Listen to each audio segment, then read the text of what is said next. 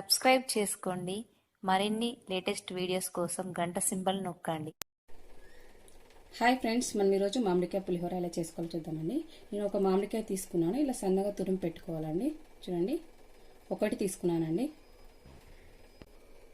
Next మనం rice తీసుకోవాలండి. రైస్ని మంచిగా ఇలా ఉడికించుకోవాలండి. అన్నాన్ని మెత్తగా పొడి పొడిలాగా ఆడేలాగా ఉడికించుకొని పెట్టుకోవాలి. ఇప్పుడు మనం ఇందులో మామిడికాయ తురుమును కొంచెమే యాడ్ చేసుకుందామండి. కొంచెం ఇందులో యాడ్ చేసుకుందాం, కొంచెం పోపులో యాడ్ చేసుకుందామండి. చూడండి, ఈ మొత్తాన్ని ఇప్పుడు అన్నానికి కలుపుకుందాం.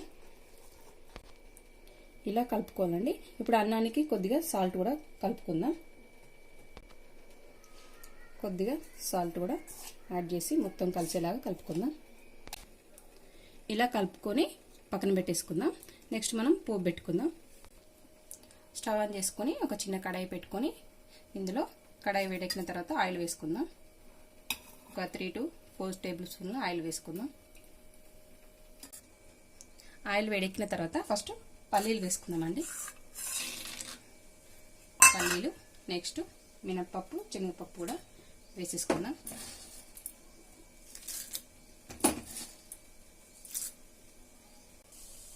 నెక్స్ట్ వచ్చేసి జీలకర్ర, ఆవాలు వేసి ఇవన్నీ బాగా వేయించుకోవాలండి.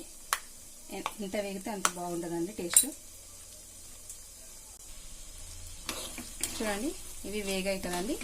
ఇప్పుడు మనం ఇందులో పచ్చిమిర్చి, ఎండుమిర్చి కూడా వేసి వేయించుకుందాం.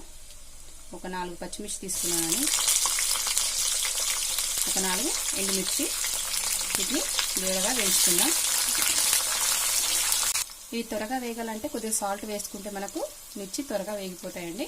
నెక్స్ట్ వచ్చేసి ఇందులో మనం కరివేపాకు ఒక 2 రెమ్మలు వేసుకుందాం. మనకు పోపు వేగిపోయింది కదండి. ఇప్పుడు మనం పసుపు వేసుకుందాం. 1 స్పూన్ పసుపు కలిసేలా కలుపుకుందాం. పసుపు వేసిన తర్వాతనే మనం తురుము పెట్టుకున్న మామిడికాయ తురుముని ఇందులో వేసుకోవాలండి. అప్పుడే కలర్ బాగా వస్తుంది. ఇప్పుడు మనం మామిడికాయ తురుముని ఇందులో వేసేసుకుందాం. చూడండి, కలర్ ఎంత బాగా వస్తుందో.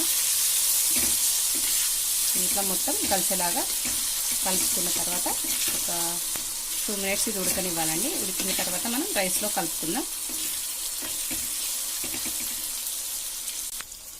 చూడండి, మనకి ఇదంతా కలిసిపోయింది కదా, ఉడికిపోయింది కూడా. మనం ఇప్పుడు ఇది రైస్లో కలుపుకుందాం. స్టవ్ ఆఫ్ చేసుకొని ఇప్పుడు మనం ఇది రైస్లో వేసేసుకుందామండి. చాలా బాగుంటుందండి, పుల్ల పుల్లగా. దీన్ని మొత్తం ఇప్పుడు కలిసేలాగా కలుపుకుందాం. చూడండి, ఇలా మొత్తం అన్నాన్ని కలిపేలాగా మొత్తం కలిసేలా కలుపుకోవాలి. సాల్ట్ కూడా చెక్ చేసుకోండి. సాల్ట్ సరిపోకుంటే ఇంకొంచెం యాడ్ చేసుకొని ఇప్పుడే కలుపుకోండి. చాలా బాగుంటుందండి పుల్ల పుల్లగా. మీకు నచ్చినట్లయితే తప్పకుండా ట్రై చేయండి. లైక్ చేయండి, షేర్ చేయండి, సబ్స్క్రైబ్ చేయడం మాత్రం మర్చిపోకండి.